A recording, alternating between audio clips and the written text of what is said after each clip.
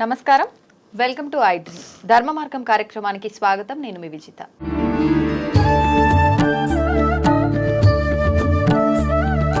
ప్రస్తుతం మనతో పాటు ఉన్నారు ప్రముఖులు శివరుద్ర సాధువు గారు. ఇప్పుడు వారితో మాట్లాడి మరిన్ని విషయాలు తెలుసుకునే ప్రయత్నం చేద్దాం. నమస్కారం అండి. అమ్మ నమస్కారం తల్లి, చెప్పండి.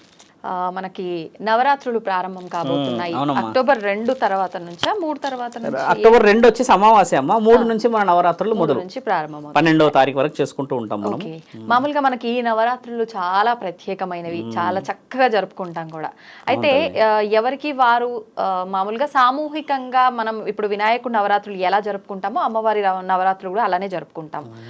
ఆ రకంగా చేసుకునే వాళ్ళు ఎలా చేయాలి, ఈ నవరాత్రుల సమయాన్ని ఎలా ఉపయోగించుకోవాలి, ప్లస్ ఇంట్లో చేయాలనుకునే వాళ్ళు ఏ రకంగా చేసుకోవాలంటారు? వాస్తవం ఇతిహాస పురాణాల గురించి ఒక వివరణ మాట్లాడితే అమ్మ, పార్వతీ స్వరూపమే దసరా ఉత్సవాలు. ఒకప్పుడు మహిషాసురుడు చాలా కఠోరమైన తపస్సు చేసి 3 త్రిమూర్తులని బాగా మెప్పించి వరాన్ని పొందుతాడు. పొందినప్పుడు ఆయన భూమండలంలో ఉన్న చిన్న చిన్న కుటుంబాలు, అమాయకులని, ఆడవాళ్ళని ఇలా అందరినీ ఇబ్బంది పెడుతూ పైశాచికత్వంగా ఆనందాన్ని పొందుతాడు. ఆయన పేరే మహిషాసురుడు. ఈ మహిషాసురుడు ఏంటంటే అమ్మ, ఆయనకి వరం ఏముంటుందనంటే, సకల సృష్టి ఎవరు వచ్చినా కూడా నన్ను చంపే అధికారం ఉండకూడదు, నేను తల వంచను అని అంటాడు. అంటే ఆయన తల వంచాడు. ఎక్కడ తల ఉంచితే ఆయనకు మరణం సిద్ధించాలి, ఒక వరం. రెండో వరం, ఆయనని ఎదుర్కొనే శక్తి ఈ భూమండలంలో ఉండకూడదు, ముగ్గురే కదా మీరే ఎదుర్కొంటే అన్న వరాన్ని తీసుకుంటాడు. ఆ స్త్రీ నుంచి అయితే అసలే ఉండకూడదు అని చెప్పేసి ఆయన వరాన్ని పొంది విర్రవీగుతూ ఉన్న ఆ తరుణంని చాలామంది వచ్చి చెప్తారు. మాకు కొన్ని నష్టాలు జరుగుతూ వస్తున్న ఆ తరుణాన్ని పార్వతీమాత కొంచెం ఆలోచన పెద్దగా చేసి నేను వెళ్తాను అని చెప్పి చంపడానికంటే అందరూ దేవాది దేవతలు ఆపుతారు.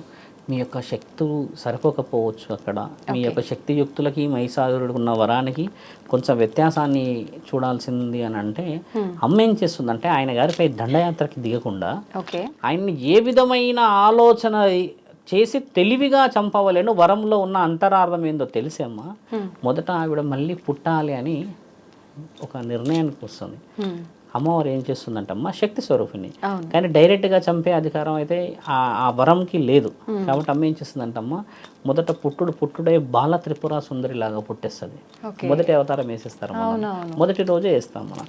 తర్వాత అమ్మది గాయత్రీ దేవి. అంటే గాయత్రి అంటే ఏంటంటే అమ్మ 5 మంత్రాల ఉచ్చారణ, అమ్మకి 5 తలలు ఉండి లాలింపు అని అంటే ఒక పాట, ఒక గాయత్రి మంత్రం, ఒక మంత్ర ఉచ్చారణ, ఒక శక్తి.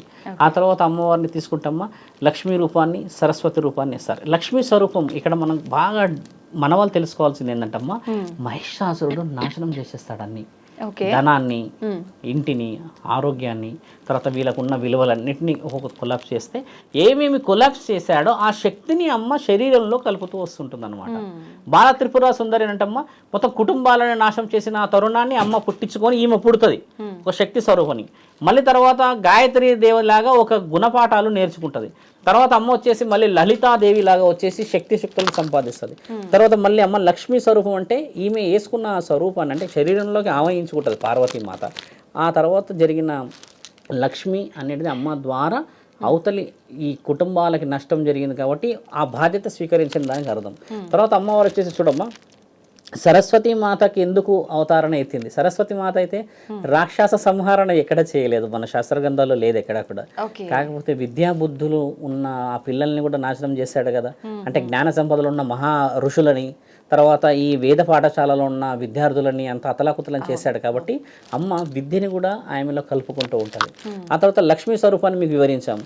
మళ్ళీ చూడమ్మా, ఇక్కడ బాగా 3 అమ్మవార్లని మిస్ చేస్తారు మన దగ్గర. మహంకాళిని మిస్ చేస్తారు మన వాళ్ళు. ఇక్కడ మహంకాళిని మహిషాసురవర్ధిని అని అంటారు. మహిషాసురవర్ధిని కాదమ్మా, మహంకాళి వచ్చేసి అమ్మవారు వచ్చేసి 8వ రూపాన్ని ఎత్తుతుంది. ఎత్తిన తర్వాత మహిషాసురవర్ధుడు వస్తాడు.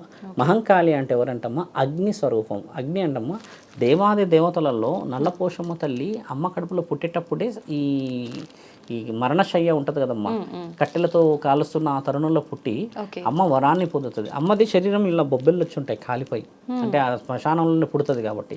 ఆ 9వ అవతారాన్ని ఎత్తుకున్న తర్వాత ఈ మహిషాసుర వర్ధునికి ఒక ఆలోచన ఏమొస్తుంది అంటే, ఒక శక్తి పూనుకుంది.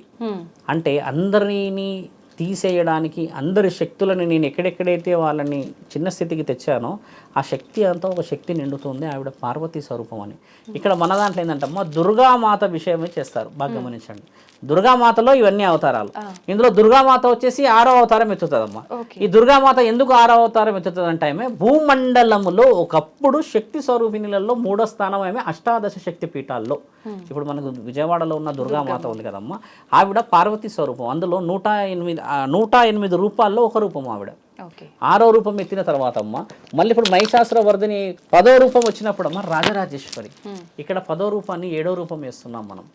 రాజరాజేశ్వరి మాత ఎందుకు అవుతుంది అమ్మ? 9వ రూపం ఎత్తిన రోజు మహిషాసురుడు ఎదురుపడినప్పుడు మహిషాసురుడు నేను నిన్ను క్షమాభిక్ష పెట్టగలను, నీవు నేను చెప్పినట్టు చేస్తే అంటే నేను తల వంచను అని అంటాడు. తల వంచితే తల తీసేస్తుందని తెలుసు కాబట్టి ఒక సర్కిల్ క్రియేట్ చేసి పెడుతుంది అమ్మవారు. క్రియేట్ చేసి పెట్టి ఏం చేస్తుందంటే నీవు ఒకవేళ బాగా శక్తివంతుడు అయితే దాంట్లో నుంచి నీ కాలు పెట్టకుండా లోపలికి వెళ్ళు అని అంటుంది. ఆ సర్కిల్లో నుంచి కాలు పెట్టకుండా వెళ్ళాలంటే తల పెట్టాల్సిందే కదా. అమ్మ తెలివి ఉపయోగించేసి ఆ తల అందులో పెట్టగానే తల లేపేస్తుంది. తల లేపేసిన ఆ తరుణం మహిషాసుర వర్ధిని. ఆ కోపం తట్టుకోలేక ఇంకా ఈ విర్రవీగే తనాన్ని మహిషాసురుని అమ్మ చాలా ఉద్రిక్తంగా ఉన్నప్పుడు ముల్లోకాధిపతులు వచ్చి ఆపుతున్నా ఆగదు. అప్పుడు శివుడు వచ్చేసి అమ్మవారి కాళ్ళ దగ్గర పడుకొని ఉంటాడు. అంటే పెనిమిటి యొక్క గుండె ఈ కాళీమాత కాలుకి తగిలినప్పుడు నా స్వరూపం అంటే అర్ధనారీశ్వరుడు వచ్చాడు ఇక్కడికని అప్పుడు శాంతిస్తుంది. శాంతించిన రూపమే రాజరాజేశ్వరి. ఇది 10వ రూపం, ఆ రోజు విజయదశమి. మన దగ్గర 9 రోజులలో చేసేస్తున్నారు రాజరాజేశ్వరిని. అలా చేయడం కొంచెం పొరపాటు. అమ్మ ఎత్తడం కూడా మహంకాళి రూపం ఎత్తేస్తుంది 9 రోజుల్లో. మహిషాసుర వర్ధనని చేసిన రోజు ఎత్తేస్తుంది. ఎత్తిన తర్వాత అయ్యే రూపం రాజరాజేశ్వరి. ఇక్కడ మన దగ్గర పొరపాటు జరుగుతుంది ఏంటంటమ్మా, ఈ నవరాత్రులలో దేవీ దేవతల పేర్లు కింద మీద అయిపోతున్నాయి. అయిపోయి భక్తి శ్రద్ధలతో ఉన్న వాళ్ళు కొంచెం ఆలోచన మార్చుకోవాల్సిన తరుణం. అయితే ఇది కేవలం అమ్మ రూపాల వివరణ. అమ్మ ఒక పండగని ఏ విధంగా నియమ నిష్టతలు ఎలా చేసుకోవాలనేది ఆడవాళ్ళు ఎక్కువ చేస్తారు. 9 రోజులు ఉపవాసాలు ఉంటారు. కొంతమంది పలు రకాలైన పూజలు, కొంతమంది చాలా మందిని పిలిచి అన్నదానం, కొంతమంది ఆడవాళ్ళ 9 రోజులు దీక్షగా ఉంటారు, చాలా మంచి దీక్షగా ఉంటారు. చాలా మంది నిన్న ఒక అమ్మతో మాట్లాడితే ఆవిడ 9 రోజులు చాలా ముఖ్యమైన స్వామి మాకు, మేము చెయ్యాలి అన్నట్టున్నారు కదమ్మా. ఇక్కడ 9 రోజులు అమ్మవారు భూమండలానికి వస్తుంది, అమ్మవారి ఆశీర్వాద బలం ఇస్తుంది కదమ్మా. ఇక్కడ ఆ 9 రోజులు అమ్మవారిని మెప్పించే కార్యక్రమాల కంటే ముఖ్యంగా మనసును న్యాయం అనే ఒక మాటకి మెప్పించి నిజముగా అవసరం ఉన్న వాళ్ళకి అర్పిస్తే అదే స్వీకరణ. ఇక్కడ మనం అమ్మవారిని పెడుతున్నాము, అన్నదానాలు చేస్తున్నారు, అమ్మవారినే మెప్పిస్తున్నాము. ఇక్కడ నిజమైన కుటుంబాన్ని మెప్పించే పూజా విధానం చాలా ముఖ్యమైనది. ఇప్పుడు పూజ దసరా ఇప్పుడు కదమ్మా, యుగాల నుంచి వస్తున్న దసరా. ఇక్కడ నియమ నిబంధనలు చాలా మంది చెప్తారు. ప్రతిరోజు ఈ విధంగా పారాయణం చేసుకోవాలి, ప్రతిరోజు ఈ విధంగా చదువుకోవాలి, ఇవన్నీ చెప్తారు. 11వ రోజు మళ్ళీ యథాస్థితికి మనం చేరుతాం కదా. నేను అనేది 11వ రోజు నుంచి మళ్ళీ దసరా ఉత్సవాలు నవరాత్రి మొదటి రోజు వచ్చే వరకు నువ్వు అదే నియమాల్లో ఉండాలి. లలితా సహస్రనామాలు చదువుతారు మన వాళ్ళు. తర్వాత మిగతా ఏదైనా ఉచ్చారణ చేసి 11వ రోజు తర్వాత వదిలేసేసి మామూలుగా ఉంటాను అంటే మా పూజా విధానానికి ఫలితం రాదు. 11 రోజుకు చప్పట్లు కొట్టినట్టే కదమ్మా. అలా చేయకుండా ప్రతిరోజు పారాయణం చేసే స్థితిగతులు ఉన్న వాళ్ళు ఈ స్థితిని పట్టుకుంటే మంచిది. ఇంట్లో ఉన్న వాళ్ళు కొంచెం భక్తితో చేస్తారు. కొంతమంది దేవతలు పూనారు అని అంటారు కదమ్మా. నిజముగా పూనే దేవతలలాగా మాట్లాడుకొని నిజముగా ఆకలైన వాడికి సహాయం చేయడమే ఒక పండగ. దసరా అంటే శత్రువుని వినాశనం చేసుకున్నాక విజయదశమి వచ్చింది. ఇక్కడ మనం ఏం చేస్తామంటమ్మా, అమ్మవారు దుర్గామాత మొత్తం శరీరం మీదకి వచ్చిందని అంటూ ఉంటారు కదా. అలా కూడా చాలా మంది ముందుకు వెళ్తున్నారు. అలాంటివి ఆపితే నిజమైన దసరా చేసుకోవచ్చు అంటున్నాం మేము. పార్వతీమాత వచ్చేసి అందరినీ సంహరించి పండగ చేసుకోమన్నది. ఇక్కడ మనం అందరం పార్వతీమాత దేవాది దేవతలు శరీరం మీదకి వస్తున్నారని అబద్ధాలు జరుగుతున్నాయి. అలా చేయదు. నియమ నిబంధనలు చాలా ఉన్నాయి. ఉపవాసాల కార్యక్రమాలు, పూజా విధానాలు, తినుబండారాలు, ఇవన్నీ కార్యక్రమాల కంటే ముందు మనసు ప్రశాంతంగా చేసే పూజ ముఖ్యమైన తల్లి చేసుకోవడం. ఎందుకు దుర్గామాతను ఇప్పుడు పెడుతున్నారు, అక్కడికి పోయినా అదే ఫలితం కదా. కోలాటాలు ఆడతారు, బతుకమ్మలు ఆడతారు, ఈ రోజుల్లోనే ఎందుకు ఆడతారు, ఇవన్నీ ప్రత్యేకతలు మళ్ళీ మాట్లాడుకోవచ్చు. నిజమైన భక్తిని కొంచెం వక్రీకరించి చూడడం చాలా మంచిది తల్లి. దసరా ఉత్సవాలు కాదు ఇక్కడ. పరమాత్ముడు ఆల్రెడీ ఉత్సవాన్ని ఇచ్చేసాడు, దాన్ని పాటించమని అంటున్నాడు. అంతేకాని మనం కొంచెం అతి తెలివితో పాడు చేసుకోవద్దు అంటున్నాం. ఒక అమ్మతో మాట్లాడితే దుర్గామాత వచ్చేస్తుంది నాకు 9 రోజులు అంటుంది. దుర్గామాత 9 రోజులు వచ్చేస్తుంది అంట ఆవిడ పైన. మరి దుర్గామాత ఎక్కడికి వెళ్ళాలి ఈవిడ మీదకి వస్తే? మరి అలా తప్పు కదా. అలా చేయడమే మనం చేసుకుంటున్న దాష్టిక స్థితి అంటున్నా. ఆ స్థితికి వెళ్ళకూడదు. ఇప్పుడు వేద పండితులు చాలామంది వస్తారు, మీరు వేరే వాళ్ళ ఇంటర్వ్యూ చేస్తారు కదా, వాళ్ళు చాలా వైబ్రేట్గా చెప్తారు పండగ విషయ వివరణ, ఎలా చెప్తారు, ఎలా చేయాలి, ఎలా చేయాలి, అది నిజంగా పాటించగలిగి మొత్తం సంవత్సరం మొత్తం ఆ విధంగా ఉండాలి మనం. ఇప్పుడు నేను చెప్పింది అమ్మ ఈ రూపాన్ని ఎత్తింది ఈ విధంగా ఉందంటున్నా కదా, మరి దీంట్లో అర్థం నేను చెప్తున్నా అంటే నిజమైన భక్తిని శరీరంతో కాదు మనసుతో చేయవచ్చును, అలంకరణతో చేయలేము, మనం ఆశతో చేయవచ్చు అంటున్నాం. ఇప్పుడు ఇంట్లో పెట్టుకుంటారమ్మా, పెట్టుకోవద్దంటారు కొంతమంది, వీధిలో పెట్టారంటారు, ఒక పీఠం పెట్టుకోరంటారు కదా, అలా మనం పెట్టలేని స్థితులమ్మా. ప్రతిరోజు గుడికి వెళ్ళి పారాయణం చేసిన ఆ దేవతే ఉంటుంది, మీ ఇంట్లోకి వచ్చే కూర్చోదు కదమ్మా. కాబట్టి దసరా ఉత్సవాలని ఆల్రెడీ మనకి ఒక మంచి బంచ్ ఆఫ్ ఫ్రూట్స్ ఇచ్చేసారు, జస్ట్ ఆ ఫ్రూట్ తినే పద్ధతి మార్చమన్నారు, కానీ మన వాళ్ళు మళ్ళీ ఫ్రూట్సే పెట్టడానికి చూస్తున్నారు కదా. అలా మార్చకుండా మీరన్నా ఛానలైజేషన్ చేసి చెప్పండి. పండగ మనకు ఆల్రెడీ ఇచ్చేసిండు పరమాత్ముడు, దాన్ని పాటించమని అంటే దాన్ని బస్టు పట్టించదు తల్లి. దసరా ఉత్సవాల్లో మీరు అన్నట్టుగా అమ్మవారి రూపాలకి 10 విషయాలు ఉన్నా ఒక విషయమే నిజం, 10వ విషయం విజయదశమి. ఆ శమీ వృక్షం నుంచి తీసుకొచ్చి మనం ఒకళ్ళొకళ్ళు అల్లుకోవడానికి గల కారణం ఏం తెలుసా అమ్మ, కనీసం ఇకపైన ఆనందంగా ఉందాం, ఒక రాక్షసుని చంపాము అని.